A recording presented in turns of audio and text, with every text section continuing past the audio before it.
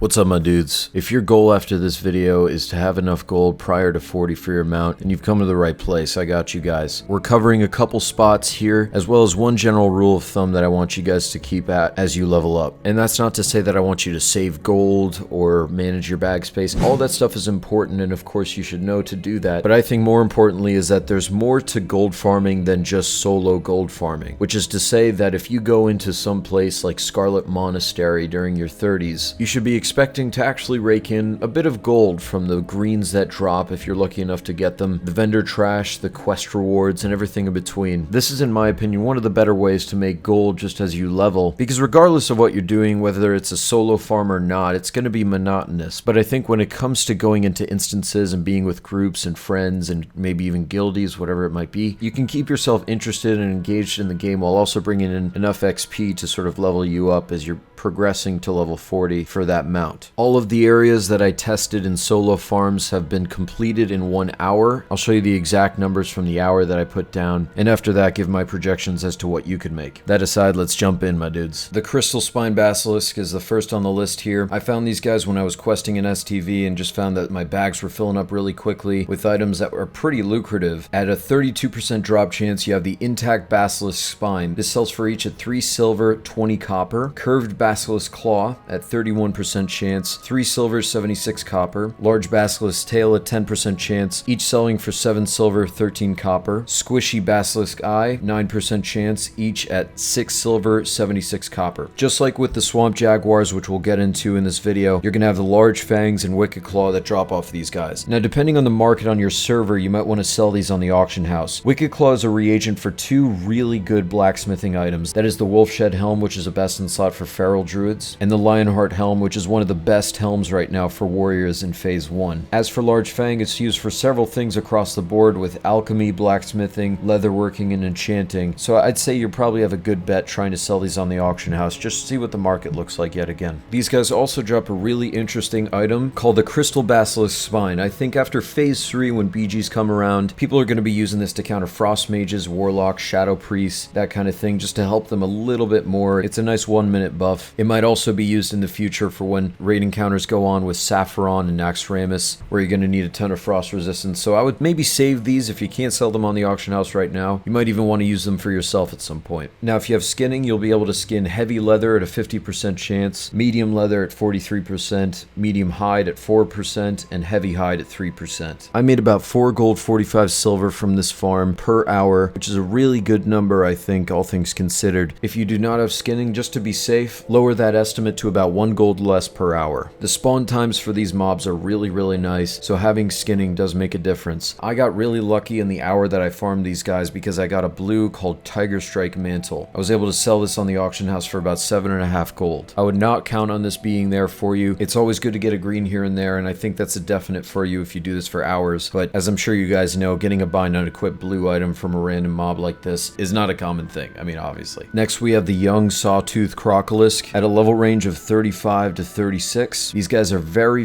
easy to farm. This is a very consistent farm, and I have a nice round sort of route for you to follow, but it's honestly really easy to farm these guys because you just follow this river path here and just go in circles, basically. Now, at 61% chance drop, you're going to find Pointy Crocolisk Tooth. They sell each for 3 silver, 16 copper, and you'll also find Tender Crocolisk Meat for 53% chance drop and Mystery Meat at 41%. I would check your auction house, maybe go on a bank cult and search these up real quick. You just want to make sure that you're not losing any gold on these items because they do have a lot of potential. I mean, for me on my auction house on Stalagg, at the time that I was selling these, Tender Crocolisk Meat went for 10 silver each. Not all of them sold. In fact, I think just 1 or 2 stacks sold. But if you gradually sell these over time, and if demand grows as people try to skill up their cooking, then you really got to take advantage for sure. For those of you who have skinning, heavy leather is at 50%, medium leather at 42%, medium hide at 4%, heavy hide at 3%. I made 3 gold and 34 silver on this run. If you don't have skinning like I do, I would expect that you'd be able to make about 2.5 gold per hour. And I will tell you that definitely adds up if you plan on just getting XP from these crocs and these crocs alone as you farm them out to 40. And while it doesn't seem like much, I'm telling you, if you consistently farm these guys to 40, I'm pretty confident that you're going to be able to make that mark and get that mount. Swamp Jaguars are at a level range of 36 to 37. I like to farm in this little area right here. It's a nice big island in the middle of the Swamp Sorrows. As far as vendor trash, you're going to be looking out for the long soft tail. It's at a 63% chance drop, gives you 8 silver and 6 copper per drop, although myself alongside many others have noticed that this drop is not as it seems. As of right now, unless this gets fixed, you won't get the long soft tail as often as this says. In fact, my intention with farming these guys for an hour was to eventually say that it's not worth it for you to do so. However, I make about the same amount that I have with these prior farms, so I still feel like it is actually worth it if you have the time to farm these guys. You also get the bristly whisker, 7 silver, 33 copper per, at 18% chance drop. And of course, you'll also have the large fang at 14% and wicked claw at 4%. Yet again, check the auction house for those two items because they might be worth it to save. If you have skinning, you can expect to get heavy leather at 77%, thick leather at 21%, and heavy hide at 3%. Similar to the crocolisks, I made about 3 gold and 45 silver during this hour. Diminish that by a little less than a gold if you don't have skinning. If that is the case, however, I do highly recommend to try and get those auctions out so that you're boosting your gold count a lot more than what you normally would if you were just vendoring everything and going ahead. As you approach your high 30s, you're going to want to go after the rock elementals and the badlands. I say this definitively because of the awesome amount of gold you get per hour here. Especially if you find a time where there's low competition, you're really going to want to go after this. Level 60s even farm this spot on occasion. The main reason is that they not only give a decent amount of gold through the grays and the whites that you can vendor off, but predominantly also through elemental earth and solid stone. Both can be auctioned off for a decent amount of gold, specifically elemental earth. Per drop, the elemental earth that I was selling went for a little over 60 silver. Between my friend and I, when we were farming together, we got about 15 in the hour, and including the vendor trash that we sold together, after the hour was done, we in total made 15 gold. That's also barring the greens that were dropped for us and the blue that I was able to get from one of the mobs. So if you got luck on your side, you could make even more than what we just said. Last one here is the steel jaw snapper. This is really up to you. It's not contested nearly as much, I think, as the rock elementals are, but it's a nice spot to still farm if you haven't gotten the amount of gold that you need if you're at 40 or higher. They drop thick scaly tail at a 55% chance, selling for 1 silver, 55 copper each. Speckled shell fragment is the really nice one here. This is at 48%, giving you 9 silver, 3 copper each. They drop turtle meat at 41%. It's only good for one recipe in cooking, but you could still try to sell it on the auction house and see what happens for you. I personally just vendored it because I wasn't able to sell any of them, but your market could be different, so maybe check on a bank alt, see what it looks like on the auction house. Big mouth clam is the last one to be mentioned here, I think, in that it's at a 33% chance drop, and within big mouth clams you got zesty clam meat. I think really important to be mentioned here is golden pearl at a 0.5% chance from the clams. You'll have your other pearls like black pearl at 4%, iridescent pearl at 3%, small lustrous pearl at 1%, but that golden pearl will really rake in a lot of gold for you. When I checked the auction house, it was going for about 20 gold on my market. You definitely cannot count on the golden pearl dropping for you, but if it does, keep it and hold it close. Zesty clam meat, I did personally vendor just for the sake of the video, but you could also try to auction those off. From this run, I made about 4 gold and 7 silver. You will likely make about 3 gold if you don't have skinning. So as of right now, I am level 60 on my character Thor, and on average, I seem to have a little bit more than my guildies in general, and people ask me, how do I do it? What do I do? The main thing is just try to be careful with how you spend. I do buy all of my spells, which is something that